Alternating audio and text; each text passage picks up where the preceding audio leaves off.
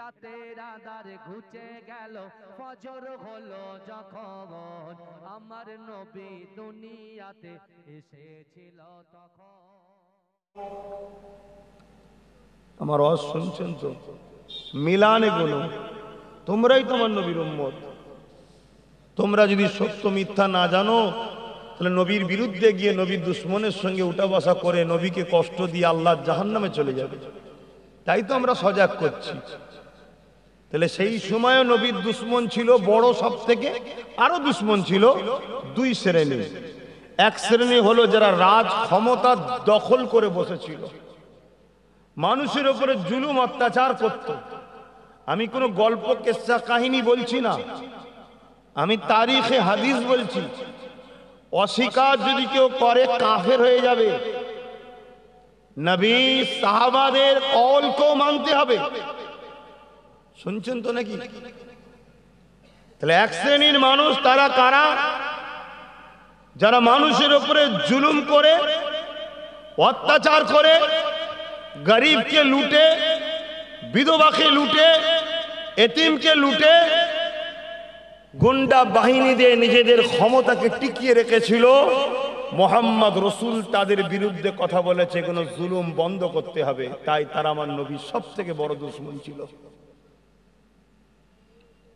আজকেও পৃথিবী জুড়ে যারা এই রাস্তার পথিক, এই অন্যায়ের শাসক, জুলুমের রাস্তায়, মিথ্যার রাস্তায়, লুটের রাস্তায়, চুরির রাস্তায়, দাঙ্গার রাস্তায়, তারা আমার নবীকে তো আর পাচ্ছে না। নবীর দিনকে মিটাবার জন্য উঠে পড়ে লেগেছে না লাগে না। তার একটা নমুনা হলো কেন্দ্র সরকার। কথা মাথায় ঢুকছে না? ঢোকে? আমি ভুল কিছু আপনাদের বুঝাবো না, আপনি মিলিয়ে নেন আমার আজকে। হ্যাঁ, আমি জানি এ কথা বলার জন্য শাসক পাওয়ারের জন্য আমার ক্ষতি করার চেষ্টা করবে, কিন্তু এটাও জানি তোদের ক্ষমতা বেশি দূর নয়, খুব জোর জোর মেরে দিতে পারবি, এর চেয়ে বেশি কিছু করতে পারবি না। আর আমরা এতটা বিশ্বাস করি, আমরা যদি আল্লাহ ও রসুলের পক্ষে বলার জন্য মরতে পারি, এ মরণটা হবে আমার জন্য শ্রেষ্ঠ মরণ। মরবো দেরিতে, জান বেরোবার আগে জান্নাত দেখতে পাবো। জোরে বলুন সুবহানাল্লাহ, আরো জোরে বলুন সুবহানাল্লাহ। কিন্তু দুর্ভাগ্য আমাদের কোন জায়গায় জানেন? যে এত বুঝাবার পরও আমাদের যুব সমাজ রোদ দেখে পালিয়ে থাকে। আজকে এই এক্সাম্পলটাই দিই, রোদ দেখে পালিয়ে থাকে। অথচ যদি বলা হয় জান দিতে পারবে ইসলামের জন্য, তখন হাত সবাই তোলে, সবাই তোলে। সামান্য রোদকে অপেক্ষা করতে পারো না, তোমার হাত তোলাটা আমি না হয় অন্ধর মতো মেনে নিলাম, কিন্তু আমার আল্লাহ তো অন্তরের খবর জানে। মনে হয় তুমি পারবে। আর দ্বিতীয় নম্বর, আমার রাসূলুল্লাহর বিরোধী ছিল কারা? যারা মানুষকে ধর্মের নামে অধর্ম শিখাতো, ধর্মের নামে হিংসা, ধর্মের নামে নারী দেহ ভোগ করা, ধর্মের নামে এভাবে মিথ্যা মিথ্যা প্রচার করে মানুষকে কুসংস্কারের মধ্যে ঢেলে দিয়েছিল যারা, তারা আমার নবী চরম বিরোধী করেছিল। আজকেও পুরো পৃথিবী জুড়ে ওই সকল ধর্মগুরুগুলোর আজকে বড় সমস্যা হয়ে দাঁড়াচ্ছে। যত দুনিয়া মডার্ন হচ্ছে, তত আমার নবীর দ্বীনের মেসেজের দিকে মানুষ দ্রুত আসছে। জোরে বলুন সুবহানাল্লাহ। তোমাদের আবার কি হলো? এর কি সমস্যা? তোমার কি সমস্যা? এই কি কথা? আমি ভাঙড়ে দাওয়াত নিতে চাই না, সত্যি কথা বলছি। ভাঙড় কাশীপুরে দাওয়াত নিতে চাই না, অন্য কারণে। তারপরেও কিন্তু জোর করে তোমরা নিয়ে আসো, এরম করো না, তাহলে আসাই বন্ধ করো। আমি কিন্তু খুব ভালো মানুষ, আবার খুবই খারাপ মানুষ। ভালোদের কাছে ভালো, খারাপের কাছে খুবই খারাপ। কথা বুঝে আসছে? তোমরা এসেছো ধর্ম সবাই, তাহলে এত মোবাইল টোবাইল নিয়ে ব্যস্ত কেন? উনি ফোনে কথা বলছে এখন, কাজ কারবার ছাড়ো না কিছুর সময়। এই ছেলেগুলো, একটু ছেলের হাতে মোবাইল কেন? হ্যাঁ, তুমি আবার কি ঝুলালে? এটা আমি এই করি তোমাদের সাথে, রেখে দাও। এটা তোমার ধর্মের কথার আলোচনার জায়গা।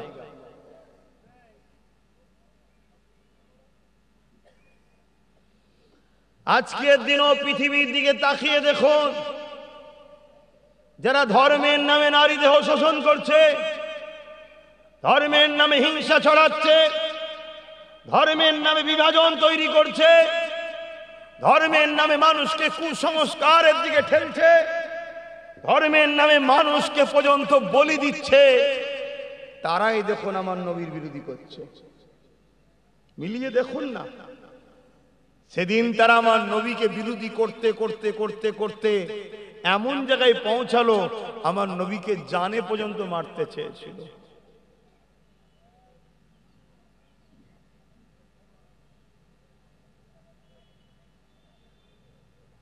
আমার নবীকে জানে পর্যন্ত মারতে চেয়েছিল। ইতিহাস জানেন না? হাই রে মুসলমান, এখনো সময় আছে, তওবা করে নাও, আল্লাহ পাকের কাছে ক্ষমাটা চেয়ে নাও। কেননা অনেক কষ্ট করার পরে আমার নবী পাক তোমার আমার কাছে দিন দিয়ে গেছে। এ যুবকেরা, তোমাকে আমাকে আল্লাহ কিয়ামতের দিনে কিন্তু ধরবে। তোরা আমার নবী রেখে যাওয়া দিনের জন্য কি করেছিস বল? দুনিয়ার জন্য তোরা তো অনেক কিছু করেছিস, দুনিয়ার বেঈমান কাফের লিডার নেতাদের জন্য এবং মুনাফিক নেতাদের জন্য তোরা একে অপরের খুন খারাপি পর্যন্ত করেছিস, মারপিট করেছিস, বোম বন্দুক পর্যন্ত ছুড়াছুড়ি করেছিস। বল দেখি, আমি আল্লাহ এ জমিন তোদের জন্য দিলাম, এ আসমানের মালিক তো আমি আল্লাহ। আমি আল্লাহ তোদেরকে দুটো হাত দিয়েছিলাম, আমি আল্লাহ তোদেরকে দুটো চোখ কান পা দিয়েছিলাম, আমি আল্লাহ তো তোদেরকে ক্ষমতা দিয়েছিলাম, আমি আল্লাহ তো তোদেরকে আশরাফুল মাখলুকাত মানুষ বানিয়েছিলাম। এ আমার বান্দা বান্দি রে, তোরা আমার হাবিবের জন্য কি করেছিস বল? আমি আল্লাহ তোদের স্রষ্টা, তোদের মালিক, আমি তোদেরকে তো জানিয়ে দিয়েছিলাম ইন্নাকা লাআলা খুলুকিন আযীম, সব থেকে উত্তম চরিত্রওয়ালা হলো আমার মুহাম্মাদুর রাসূল। আরো জোরে বলুন সুবহান। এ না জওয়ানের আগা, আল্লাহ তো কোরআনে জানিয়ে দিয়েছে, আমাকে আপনাকে জানিয়ে দিয়েছে, লাকাদ কানা লাকুম ফি রাসূলিল্লাহি উসওয়াতুন হাসানা। এ দুনিয়া মানুষেরা, আমি তোদের স্রষ্টা, তোদের মালিক, তোদের সৃষ্টিকর্তা আল্লাহ। রিজিক তো আমি দিতাম, তোরা ফল কি করে পেতিস? গাছ তোরা লাগিয়েছিলিস, ওই গাছকে বাঁচিয়ে ফসল তো আমি দিয়েছিলাম, আমি আল্লাহ তোদেরকে বাঁচিয়ে রেখেছিলাম। এই জমিন তো আমার, আসমানও আমার, আমি আল্লাহ তো তোদেরকে বানিয়েছি।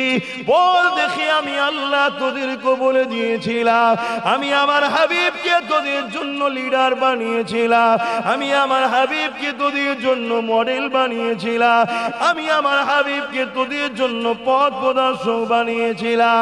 তোরা আমার হাবিবকে কতটা অনুসরণ করেছিস বল? আমার হাবিবের জন্য কি করেছিস বল? আমার হাবিবের রাস্তা দেখানো রাস্তায় কতটা চলেছি বল?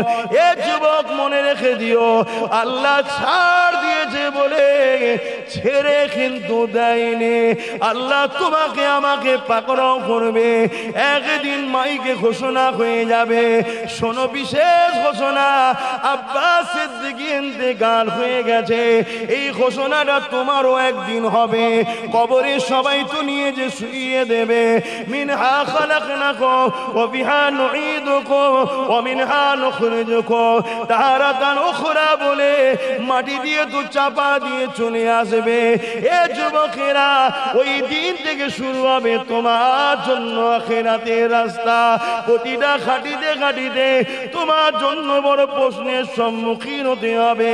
দুনিয়ার জমিনে তুমি কাফের নেতার পিছনে ঘুরে বেড়ালে, মুনাফিক নেতার পিছনে ঘুরে বেড়ালে, যারা মসজিদকে মিটাতে চায় তাদের জোগান গাইতে লাগলে, যারা মাদ্রাসাকে মিটাতে চায় তাদের ঝান্ডা ধরে ঘুরে বেড়াতে লাগলে, যারা জবানে বলে কোরআন শেষ হয়ে যাবে তাদের জন্য মিটিং মিছিল করতে লাগলে, যারা আযানের জন্য ফাইন করে তাদের জন্য তুমি আমি লড়াই করতে লাগলা।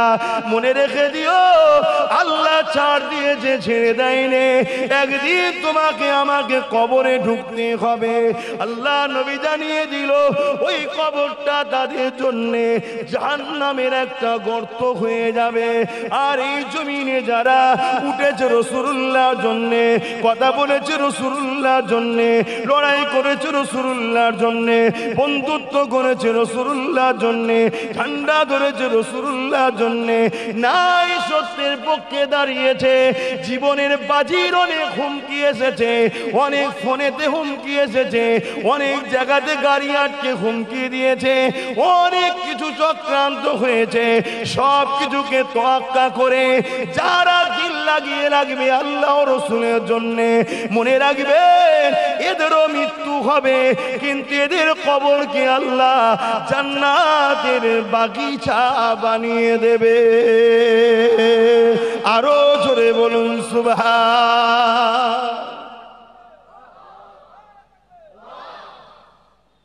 সামনে দিলাম দুটো রাস্তা, মুখ আমার, কথা আমার নয়। আজকেও এজিদ আছে, এজিদের রাস্তাও আছে। আজকে ইমাম হোসাইনের রেখে যাওয়া সেই রাস্তা আছে, হোসাইনীদের পক্ষের উলামারাও রয়েছে। আপনি কোন রাস্তায় চলবেন সেটা তো আপনার বিষয়, কিন্তু আমাকে ইসলাম বলেছে হক কথা তুমি বলো, আমার বান্দাকে তুমি শোনাও, আমার বান্দিকে দাও। একবার নয়, যখনই সুযোগ পাবে তখনই বলো। কেন? তোমার এই কথা শুনতে শুনতে শুনতে শুনতে হতে পারে একদিন আমার বান্দার দিলে আসর হবে, সে পরিবর্তন হিদায়াত যদি কপালে থাকে পেয়ে যাবে। সে হিদায়াত শুধু একা হবে না, তার হিদায়াত হওয়ার জন্য বান্দা তুমি যে প্রচার করেছো তুমিও নেকি পাবে। জোরে বলুন সুবহানাল্লাহ। তাই আমরা উলামারা বলি, আপনি আবার মোবাইল করছেন, আমি তো মানা করলাম আপনাকে, স্পেশাল করে মানা করলাম।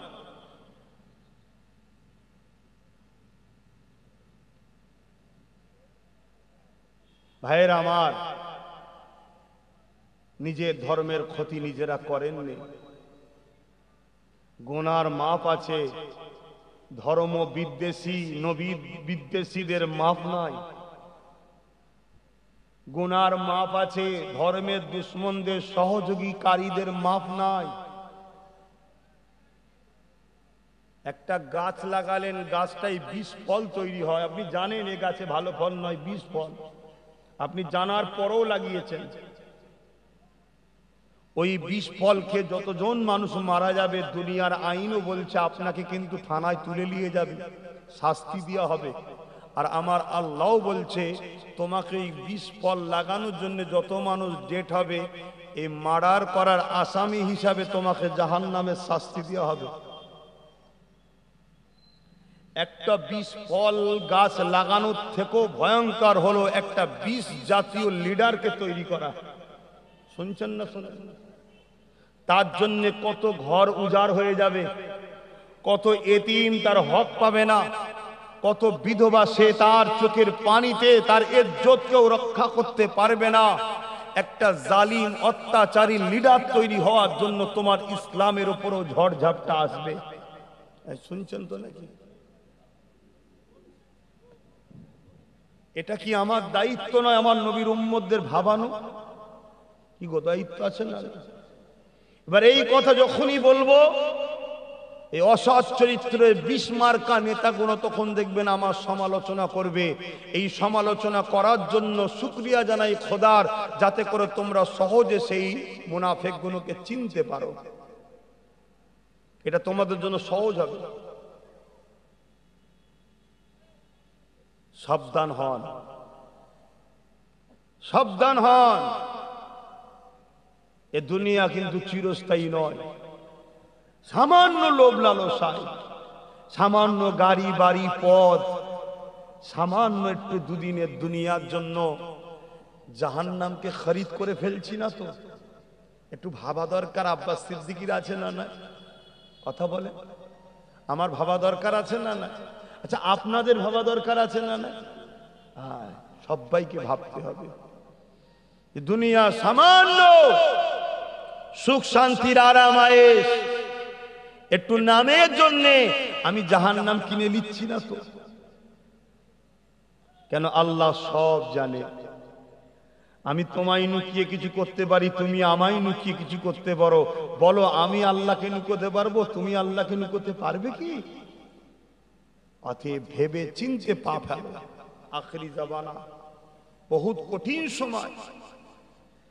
সব থেকে বড় ভয়ঙ্কর বিষয় হলো এই সময়টা এত কঠিন। আল্লাহ নবী বলছেন, আসমানের নিচে জমিনের উপরে সব থেকে নিকৃষ্ট হবে একদল উলামারা। একদল, সবাই নয়, একদল উলামারা। কত ভয়ঙ্কর বুঝতে পারছেন? অন্য ধর্মগুরু কিছু বললে তো আমরা নাও মানতে পারি, প্যান্ট শার্ট পরা দাড়ি চাচা কিছু বললে নাও মানতে পারি, কিন্তু উলামাকে তো সবাই মানি। সেই উলামার মধ্যে আবার এক শ্রেণী হলো সব থেকে নিকৃষ্ট, অর্থাৎ চতুষ্পদ জন্তু খিঞ্জিলের থেকেও নিকৃষ্ট হবে একদল উলামা। নবীর ভবিষ্যৎবাণী। একটু বুঝে বুঝে পা ফেলা দরকার আছে না না? কথা বলবেন না আমার সাথে? দরকার আছে না না? ওহ, কত বড় গাদ্দারি করেছে এই কওমের সাথে, কত বড় গাদ্দারি করেছে। একটু বুঝে বুঝে চলুন। আল্লাহ তো প্রত্যেকেরই বিচার করবে, কিন্তু আল্লাহ আমাকে আপনাকে জ্ঞান বিবেক বুদ্ধি দিয়েছে। ওই জ্ঞান বিবেক বুদ্ধি দ্বারা আমাকে আপনাকে বুঝে বুঝে তো পা ফেলতে হবে।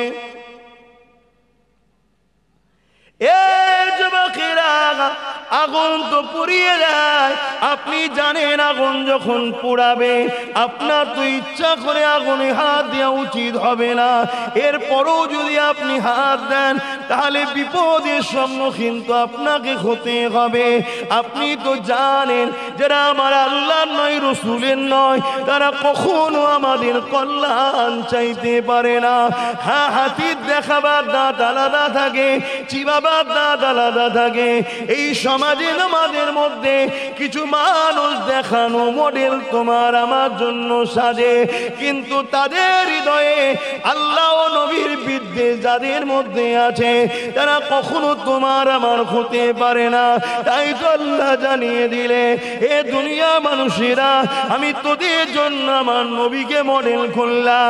তোরা যাকেই ধরবি আগে তার মধ্যে আমার নবী আছে কি দেখ।